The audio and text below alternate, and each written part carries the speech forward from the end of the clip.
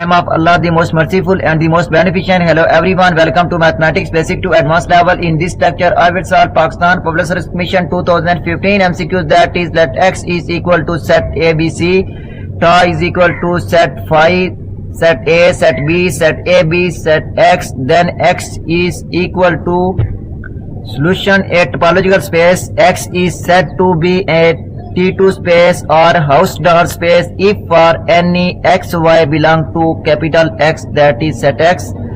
X does not equal to Y, there exists open set U and V such that X belong to Y belong to V and U intersection V is equal to phi. For A, B belong to X, there exists open set A and B such that A belong to set A, C belong to set C and set A intersection set B is equal to 5.